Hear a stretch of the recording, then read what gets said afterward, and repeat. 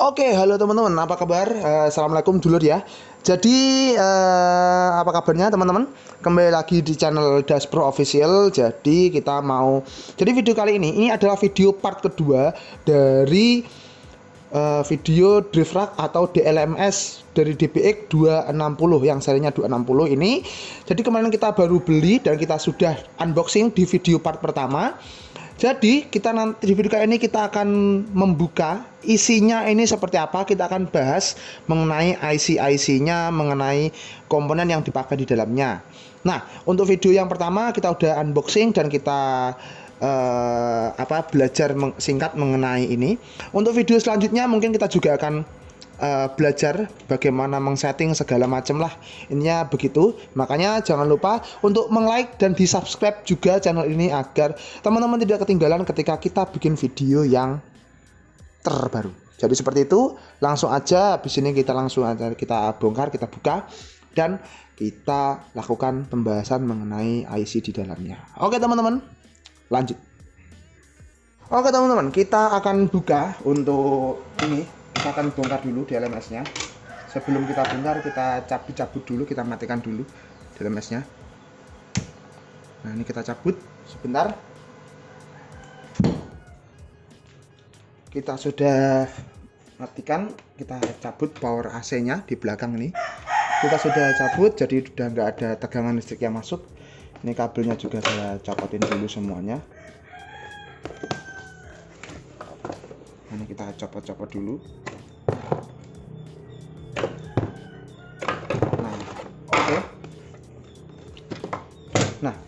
Oke, langsung aja kita bongkar. Untuk membuka kita butuh 3 alat agar rapi ya. 1 obeng, kedua kita butuh kunci L, dan ketiga ini alat rahasia, pinset teman-teman. Nah, sebentar, saya mau mengusir ayam. Oke teman-teman, langsung aja. Untuk yang pertama kita pakai kunci L di sini. Untuk ukuran kunci L-nya kita pakai yang ini, yang 2,5, kecil banget. Untuk membuka depan sini, kita buka untuk bagian depan.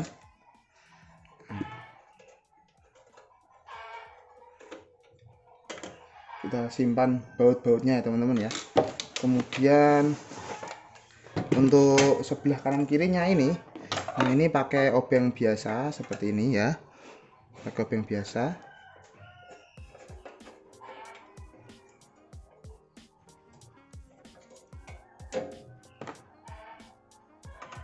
Oke.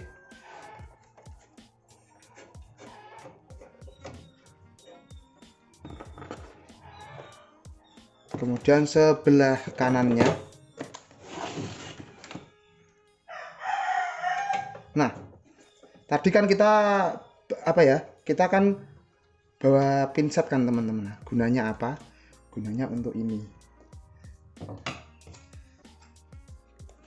Membuka segel biar segelnya masih ada. Gini, hati-hati karena kertas segel itu gampang rusak, jadi harus sangat berhati-hati. Oke,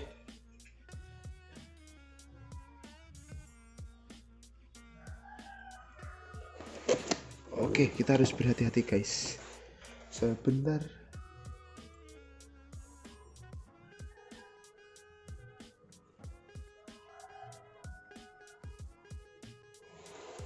Nggak bisa.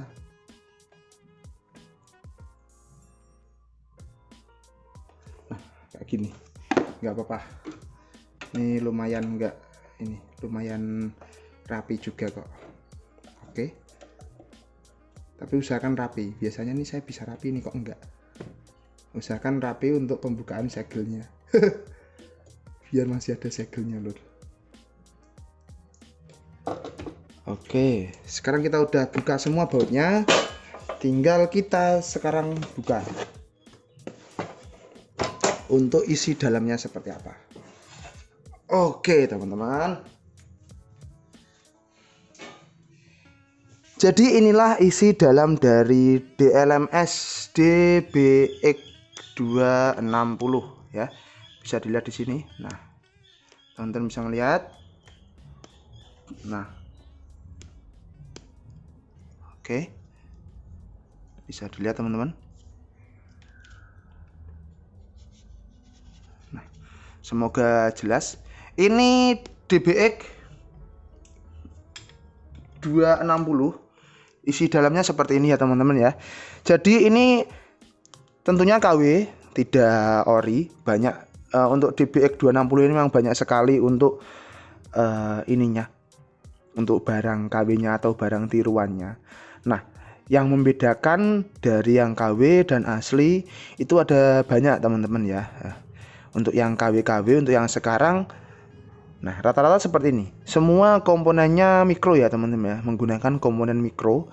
Nah ini semua komponen mikro, semua IC-nya menggunakan mikro.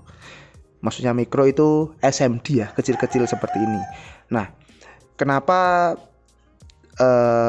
sering sekali rekan-rekan itu menghindari membeli peralatan elektronik dengan komponennya yang mikro seperti ini, karena memang lebih susah untuk memperbaikinya ya dulur ya. Dari komponen yang masih yang kecil, kemudian kalau memperbaikinya kan susah. Kalau yang kecil seperti ini, memasangnya juga agak susah, kemudian mencari komponennya juga lebih susah daripada yang makro. Nah, jadi seperti ini. Jadi di sini kita melihat untuk IC-nya. Jadi IC di sini. Nah, ini untuk prosesor utamanya ya, dulur ya. Itu menggunakan dari Philips ya. Nah, di situ kita bisa melihat. Kalau untuk IC yang besar, untuk prosesor-prosesor yang besarnya ini, untuk delay dan segala macamnya ini rata-rata untuk yang KW itu rata-rata sama ya teman-teman. Rata-rata sama untuk penggunaan komponennya. Nah, biasanya terdapat perbedaan itu di sini ya teman-teman. Nah, ini IC preamp ya. Ini IC preamp nih. Ini semuanya IC preamp yang kecil kayak gini. Nah, untuk yang KW ini yang harga 2 jutaan ini ya, ini saya beli di harga 2.200.000. 2.200.000 ya, teman-teman ya. Tapi surprisingly ini semuanya fungsi ya, teman-teman ya. Semua fitur-fiturnya ini fungsi, nggak ada yang cuma pajangan aja. Delaynya fungsi, kemudian gate-nya fungsi, limiternya fungsi, semuanya fungsi. Nah, tapi memang semuanya mikro. Dari mulai semua ini kapasitornya juga mikro semua. Ya, semoga kalau teman-teman beli juga yang seperti ini semoga awet gitu aja. Tergantung perawatannya kita. Semoga ya intinya semoga awet gitu aja lah. Nah, untuk trafonya di sini untuk PSU-nya catu dayanya menggunakan trafo toroid ya. Toroid. Nah, ini keluarannya 18 volt. Nah, di sini sudah ada fuse di sini ya. Ini di sini udah ada fuse-nya. Ini trafo kelihatannya. Ini pakai 18 volt untuk outputnya. Nah, bisa teman-teman lihat di sini. Nah, untuk IC-nya, untuk IC preamp ya. Untuk IC preamp semuanya nih rata-rata menggunakan 4580 ya teman-teman ya, 4580. Untuk rata-rata untuk DLMS DBX yang KW memang menggunakan untuk IC preamp-nya ini menggunakan 4580. Nah, teman-teman juga bisa sebenarnya mengganti sendiri IC-nya ini, IC preamp-nya. Ini preamp semuanya preamp. Nah, ini untuk ini ya. Nah, tapi untuk penggantian ini yang sering saya gunakan dan yang sering saya ganti ketika saya membeli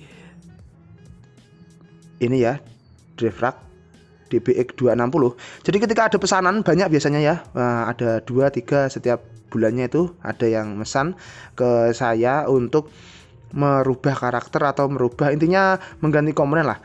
Yang saya sering ganti adalah IC preamp yang di sini, yang 3 ini, 1, 2, 3. Ini saya ganti menggunakan yang original.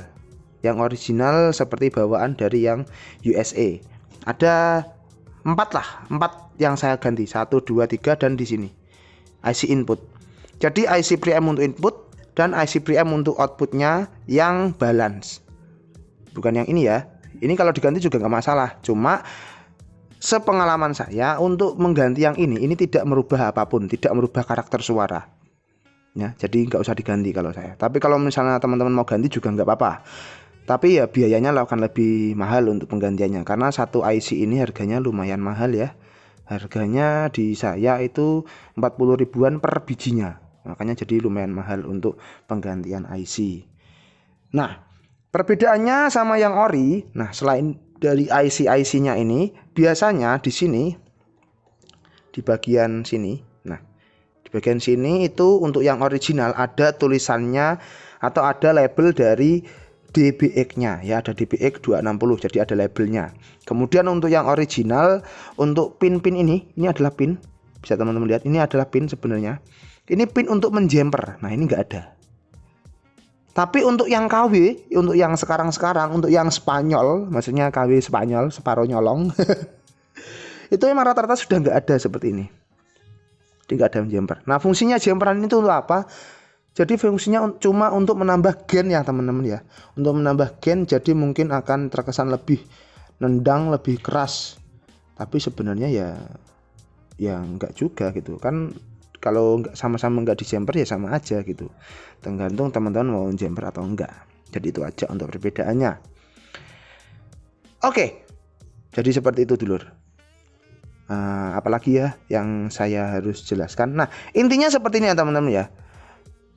Kalau teman-teman mau beli ini drive rack DBX 260, ini memang yang pertama memang banyak KW-nya. Tapi kalau menurut saya nggak perlu takut untuk beli barang yang KW juga. Tergantung ininya ya, intinya tergantung teman-teman. Karena memang yang original itu harganya sangat mahal ya.